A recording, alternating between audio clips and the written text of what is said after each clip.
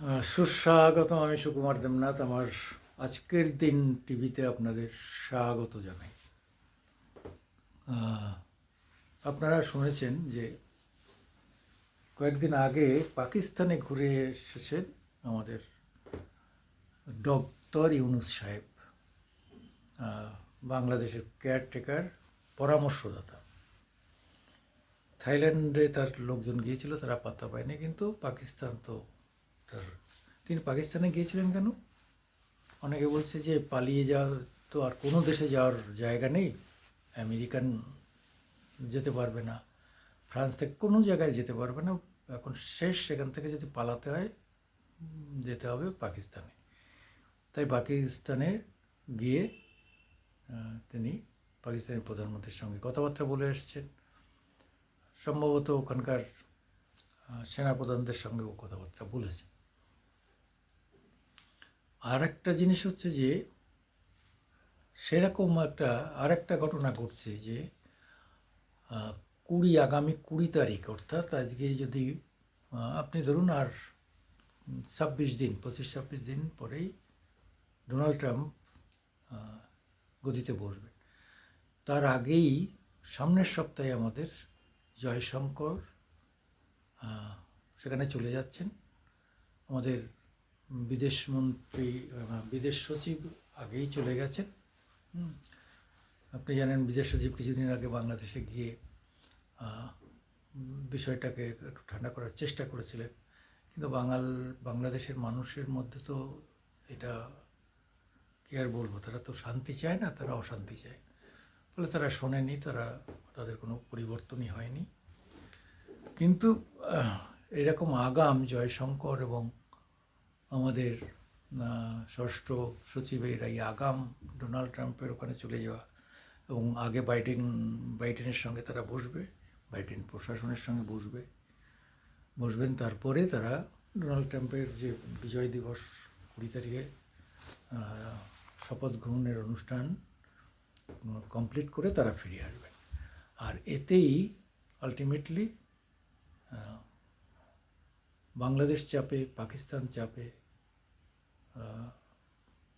চীন চাপে, এই তিনটে দেশ বেশ চাপে পড়েছে, এবং রাশিয়াও কিছুটা চাপে। কেন রাশিয়া একটা অদ্ভুত জায়গায় পড়ে গেছে। রাশিয়ার সঙ্গে আমাদের যে বন্ধুত্ব সেটা অস্বীকার করার কোনো জায়গা নেই, কিন্তু আজকে ভারতের কিন্তু আমেরিকাকেও দরকার।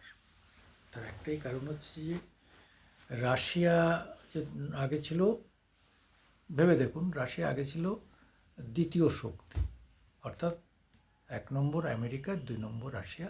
অনেক সময় বলা হতো দুজনই প্রায় সমান, যখন সোভিয়েত রাশিয়া ছিল, সোভিয়েত ইউনিয়ন ছিল। সোভিয়েত ইউনিয়ন ভেঙে রাশিয়া আলাদা দেশ হিসাবে আত্মপ্রকাশ করলো, তারপরে ইউক্রেনের সঙ্গে যুদ্ধে সে আর্থিকভাবে তো ভীষণ পিছিয়ে পড়েছে, ফলে আজকে সে অনেক পিছিয়ে গেছে, তার সেই শক্তি নেই। ফলে আমাদের কিন্তু বিকল্প শক্তির সন্ধান করতে হচ্ছে, কারণ আমাদের চিরশত্রু হচ্ছে চীন। এই চিরশত্রু চীনকে আমাদের মোকাবেলা করতে হচ্ছে প্রতিটা ইঞ্চিতে। বাংলাদেশে এই যে যত গোলমাল পাকাচ্ছে, বাংলাদেশ সাহস পাচ্ছে কোথায়? ইউনুস চীন থেকে সাহস পাচ্ছে, ভাবছে যে চীন ওর পক্ষে থাকবে। কিন্তু চীন মানে খুব বেশি কি করতে পারবে না ভারতের বিরুদ্ধে গিয়ে। মানে ধরে নিয়ে আমরা যুদ্ধ চাই না, যুদ্ধ হবেও না, পরিষ্কার।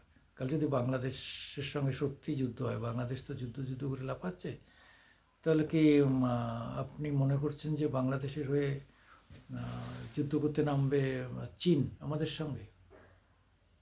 নৈবজ কোনো দিন নামবে না, ও এত বোকা নয়। বাংলাদেশের সঙ্গে যদি চীনের $10 বিলিয়ন ব্যবসা হয়, আমাদের সঙ্গে তাদের মানে $60 বিলিয়ন ব্যবসা।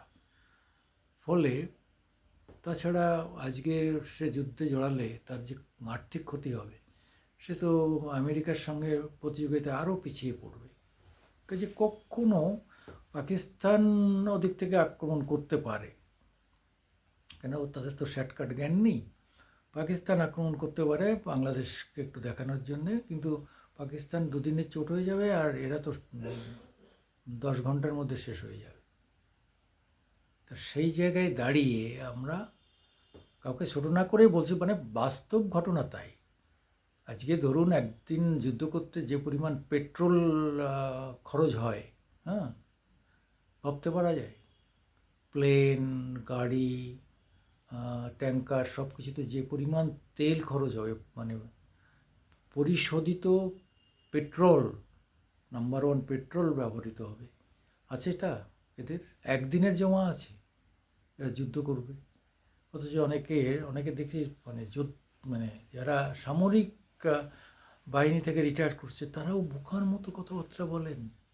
তারা তারা বোকার মতো বলেন না, তারা জেনে শুনে বলেন যে সাধারণ মানুষ তাদের বাহবা দেবে আর তাই শুনবে। কিন্তু তারা নিজেরাও জানেন যে আমরা যা বলছি এটা ঠিক না, এটা বাস্তব ক্ষেত্রে সম্ভবই নয়। যাই হোক, আমার ধারণা জয়শঙ্কর আমেরিকায় পৌঁছাতেই ইউনূসের ঘুম চলে যাবে। ঘুম এখনই চলে যাচ্ছে, আরও ঘুম চলে যাবে। কারণ হচ্ছে ইউনূসের এখন একটাই, সবাই এত ঘৃণা করছে দেশের অপামর মানুষ, এই এত হিংসা, এত সাম্প্রদায়িকতা, এত কী বলবো, মানে অ্যারেস্ট করছে। আর আওয়ামী লীগ করে দূর দূর সম্পর্কে থাকলে প্রথমে তাকে মারধর করা, তার গলায় জুতো ঝুলানো, তারপরে তাকে জেলে ঢোকানো ভাবা যায়, বাড়ি ছাড়া করা, মানে অত্যাচারের চরম চরম সীমানায় চলে যাচ্ছে। এইবার ধরুন এরপরে হাসিনা থেকে তো আমরা বসাবই। তারপরে হাসিনা যে যখন পা দেবে, তখন হাসিনাকে কাউকে মারতে হবে না। এই সমস্ত যারা আক্রান্ত হয়েছে, যাদের পরিবার, মৃতের পরিবার, 4,000 পুলিশ খুন হয়েছে, তাদের পরিবার, এরা কি ছেড়ে দেবে? এরাই এই যে যারা মাধ্যমিক হচ্ছে, এদের মেরে, মানে সরকার লাগবে না, এরাই মেরে শেষ করে দেবে, একদম মেরে শেষ করে দেবে। মানে আবার দেখা যাবে যে ওখানে 50,000 1 লাখ লোক খুন হয়ে গেছে এমনি নিজেদের মধ্যেই, নিজেরাই খুন করে দেবে। তারপরে হাসিনা তো যে কাকে কাকে জেলে ঢোকানো হয় সেটা দেখবে। আর এই সমন্বয়ক, এই হারামজাদার দল, নির্বোধ এই অপদার্থরা ভাবছে যে ওরা পৃথিবীতে সবথেকে সর্বশ্রেষ্ঠ কাজ করে ফেলেছে। আরে তোরা শুরুটা করেছিস, এবার নির্বোধ মানুষ ভেবেছিল যে হাসিনাকে বুঝি সরিয়ে দিলেই অন্যরা আসলে তাদের সব থেকে সুবিধা হবে। এই সাধারণ মানুষ না বুঝে তারা হুজুকে বিরোধিতা করেছে। 15 বছর থাকলে অটোমেটিক্যালি একটা বিরোধিতা তৈরি হয়। সেই বিরোধীরা সামনে এসছে, আর পক্ষে যারা, তারা চুপ করে ঘাপটি মেরেছিল। আজকে যারা আওয়ামী লীগের লোকেরা রাস্তায় নামছে, সেদিন যদি তারাও রাস্তায় নামতো কাউন্টার, তাহলে এরা সব হটে যেত। কিন্তু আজকে আমি দায়ী করব, এই প্রথম বলছি, আপনারা লিখে রাখুন, যে আওয়ামী লীগের লোকেরা সমানভাবে দায়ী। তারা যদি নিশ্চুপভাবে না থাকতো, তারা যদি এই যে ছাত্রদের এই বাড়াবাড়িকে অ্যালাউ না করতো, তারাও যদি কাউন্টার রাস্তায় নামতো, গুলি চালানোর দরকার হতো না। গুলি চালানোটা আমরা কখনো মানতে পারি না। সে ছাত্র হোক আর যুবক, যার কারুর গুলি বা গুলিতে মৃত্যু, গুলির দরকার হতো না। কাউন্টার যদি আজকে আওয়ামী লীগের লোকেরা রাস্তায় নামতো, আর কিচ্ছু দরকার হতো না। এরা বুঝতে পারতো যে এদের নাম্বার কত, অটোমেটিক্যালি এরা পিছিয়ে উঠে যেত। দায়িত্ব নিয়ে বলছি। কিন্তু আজকে হাসিনা এবং বাংলাদেশের এই জন্যে যেমন বৈষম্য বিরোধী ছাত্ররা দায়ী, যেমন জামায়াত ইসলামী দায়ী, যেমন 42টা সন্ত্রাসবাদী সংগঠন দায়ী, সমান দায়ী হচ্ছে আওয়ামী লীগের ইনঅ্যাক্টিভ সদস্যরা। তারা মনে মনে ভাবছিল যে একটু জব্দ হোক হাসিনা, তাই না?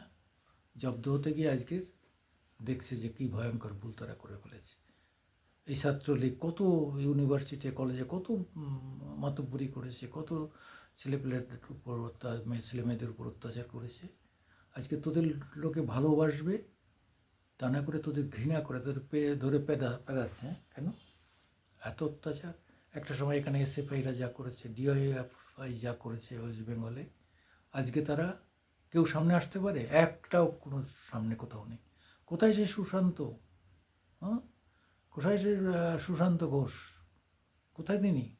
হ্যাঁ, কত লোককে খুন করেছে, কত লোক মানুষ মরেছে। সুশান্ত নামে লোক তখন কাঁপত। হ্যাঁ, নাম শুনলেই ভয় পেত। তারা সব কোথায়? কোথায় তারা? সেই মসজিদ মাস্টার কোথায়? শাসনের মসজিদ মাস্টার এখন ভিজে বিড়াল হয়ে গেছে।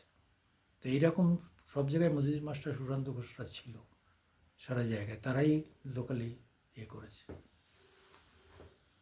সেই আনিস, হুম,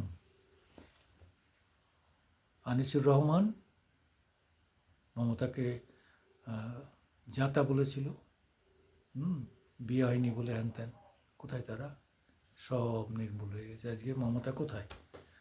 কোথায় মমতা? আজকে সারা পৃথিবীতে এরকম একজন মহিলা নেত্রী সারা পৃথিবীতে আজকে পরিচিত। ভারতবর্ষ তো দূরের কথা, সারা পৃথিবীতে আজকে মমতা ব্যানার্জি পরিচিত। যাই হোক, আপনারা আমার আজকের দিন ইউটিউবে একটু সাহায্য করবেন। নমস্কার, সত শ্রী অকাল।